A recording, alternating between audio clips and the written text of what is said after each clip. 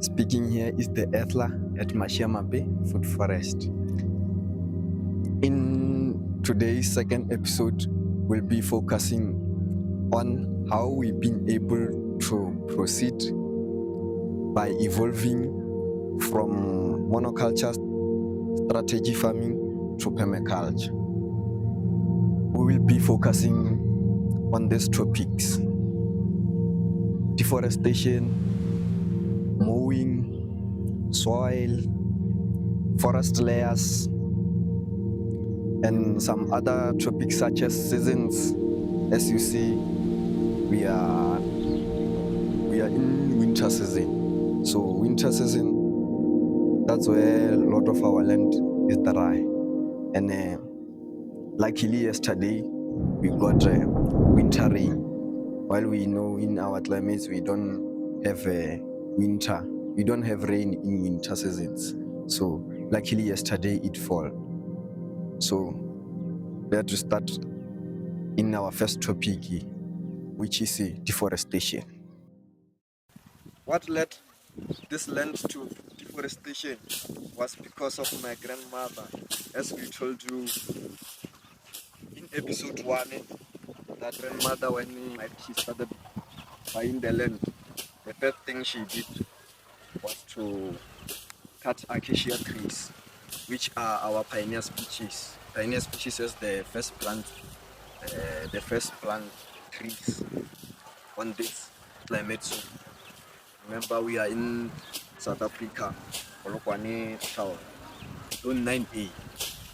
Zone 9A, that's where it's semi-arid. So in semi-arid, we have African acacia, the one that are nitrogen fixed and add nutrients to the soil. They capture nitrogen from the atmosphere to the soil through. Another thing my grandmother did was to hire a tractor where they will start ploughing the land so that they can be able to plant maize, which is others know as corn. While we know corn is a heavy feeder, they destroy nitrogen fixer, and then now they plough the soil and plant heavy feed. Another thing they did was to remove weeds. Then we came with solution that came from permaculture course.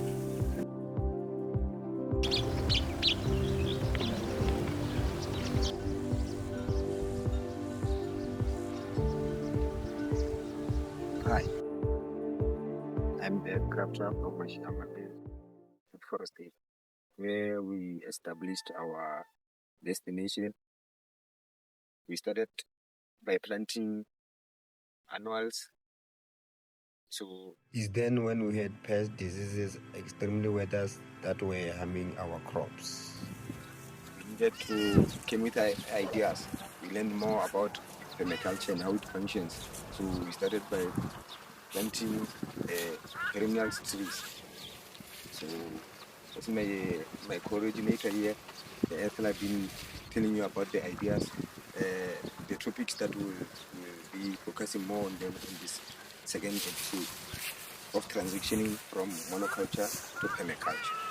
So now we are no longer destroying weeds because they multifunction. Weeds can be our mulch, which we can add them as carbon to our compost, and we can also bend them and use the ash. Yeah, but the most important thing about weeds is you can take them and mulch, and also use to make fertilizer such as compost. You have to keep in mind that when you move, you are also benefiting the life in the soil, because that's where the termite will come and consume these weeds that you moved. Yes, because they will be brown. So as they like carbon, remember brown is for carbon material. Yes. Yeah. You turn weeds into termite grass. Yeah. You know, sort of chunks. Yeah. If you break it, that soil it becomes chunks. The one that was made by termite. Yeah.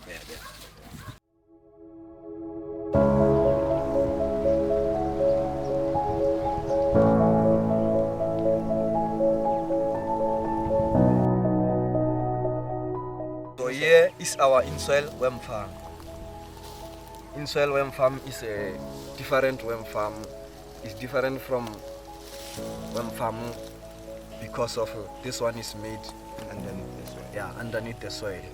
The main purpose of this is to save us from taking worm juice, bringing it to trees, and even worm cast to fertilizer. So we are just making things simple by making it here next to our trees, so that when we add food scraps, when we feed those worms with food scraps, they will consume them and make them into fertilizer straight to the tree. Remember our container here, you have some holes. You have some holes. And we removed the bottom of our container. So that worms could escape.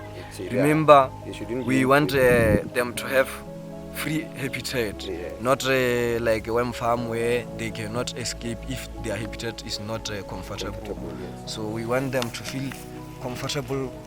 If they don't feel comfortable, we want them to escape around the soil. Remember, here is our Santa Rosa plum understory tree. Remember, in forest layers, we have also understories, one of the layers. So we have supportive layers and productive layers. So now we are gonna show you the one. Soil. This is soil.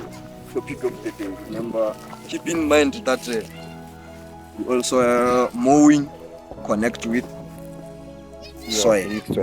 When you mow, that's why you grow soil. And look, we were talking about permafrost. Here we have our own. When we started evolving the land from monoculture to permaculture, we didn't have this. We were getting this from neighborhoods or forest where the land haven't been degraded or deforested.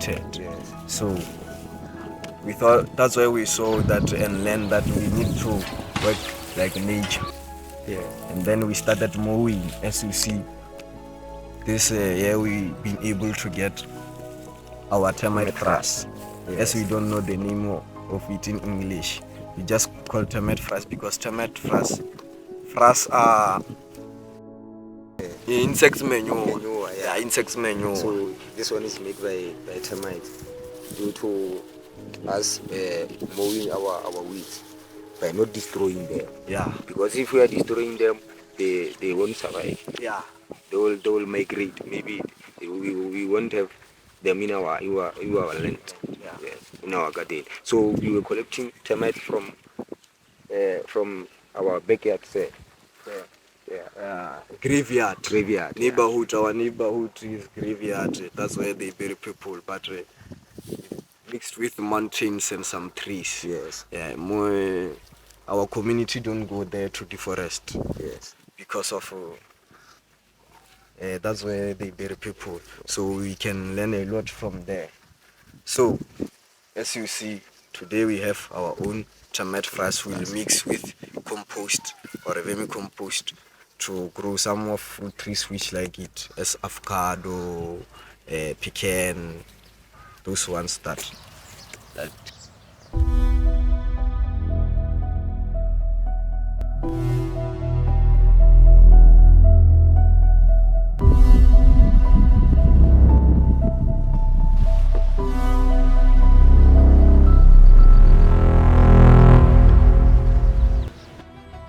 This is our surprise. Carrot producing seeds. Wow. It is a very good thing from Mother Nature. This shows that we don't have to always buy seeds. We can save seeds from our own crops. This carrot, I left it while when I was harvesting some other carrot.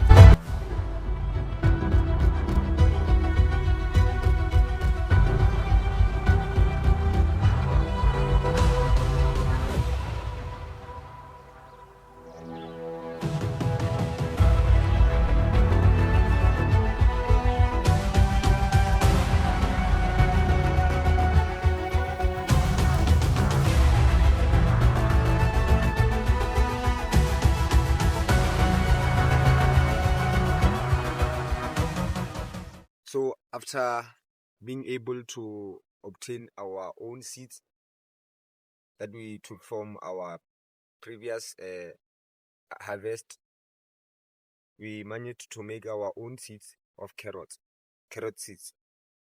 So today we are planting it using the method of direct sow. We are directing it so. Remember, we can never make seedlings for carrots. We have to plant it directly, sow it directly. This method of planting carrots is direct sow. Now I'm top dressing. Remember, you don't have to plant, you don't have to sow your seeds too deep. So we are top dressing with the vermi-compost. Very rich with minerals.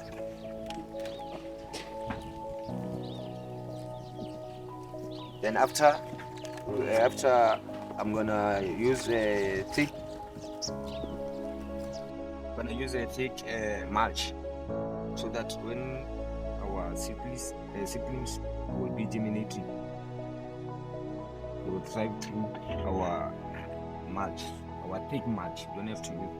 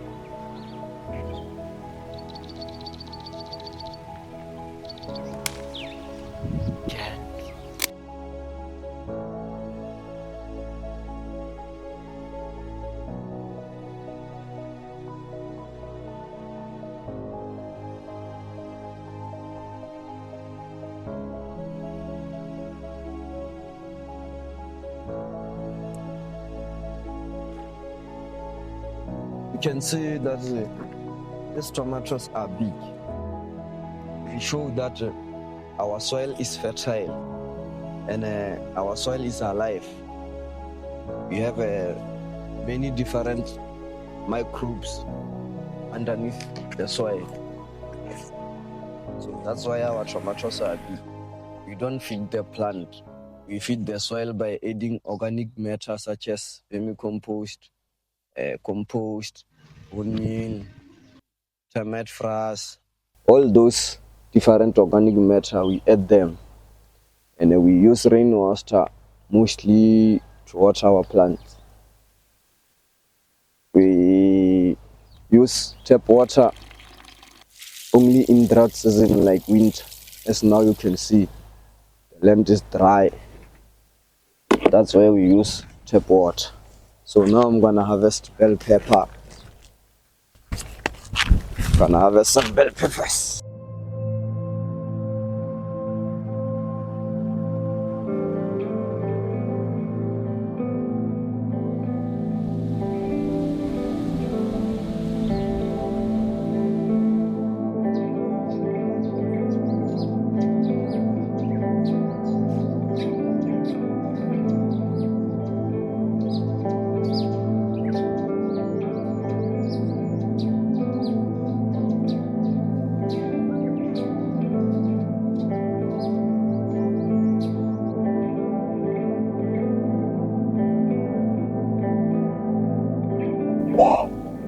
Wow, what a giant bell pepper. This one is not big, it's giant. Wow. Look at this guy. Can you imagine? In permaculture, just natural, with natural soil, no synthetic fertilizer, no pesticides. no herbicides. Those tools, you can see, we don't lie. This is weeds. Here's mulch. Mulch. We take this and we make it mulch. We mow. We don't pull.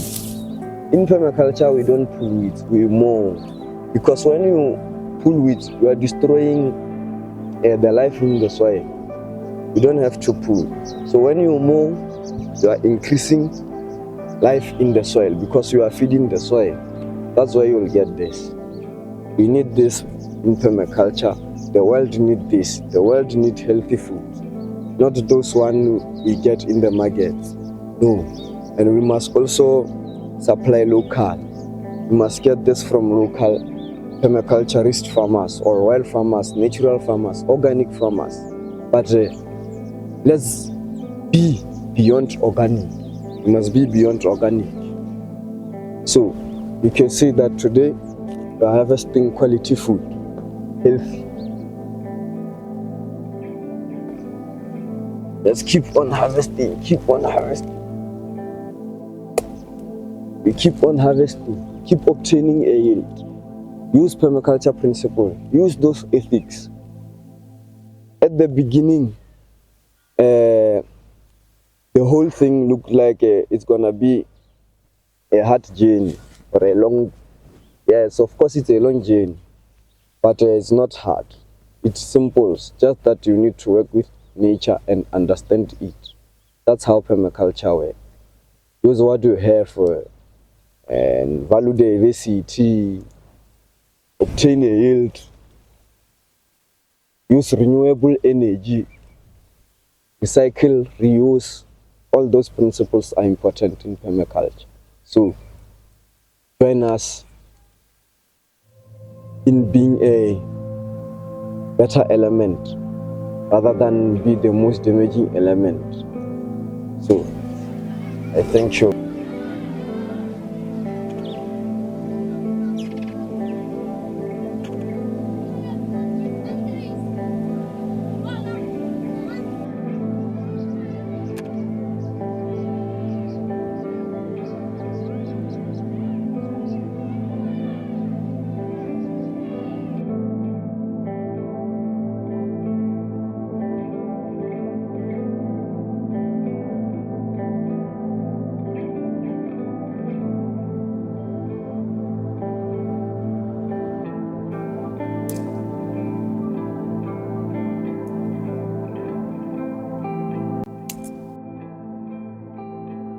A coffee plant, subtropical plant from Ethiopia, originated at Ethiopia. So it's not a problem planting subtropical plants here at our climate. It's a way of diversity. That's how we are transitioning. This is how we are transitioning from monoculture to permaculture by involving some species from other countries, harmonizing together. So here is our coffee. We are obtaining it.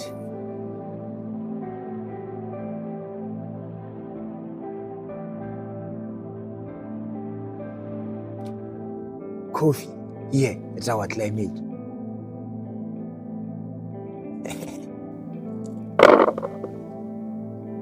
For more information about coffee processing, find it in EP3 coming soon. Stay tuned.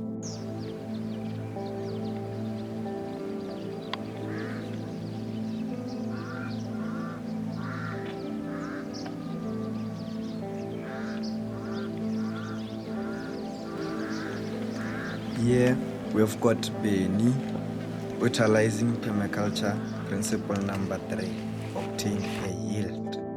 Wow, what a well-grown healthy spinach from our own yard.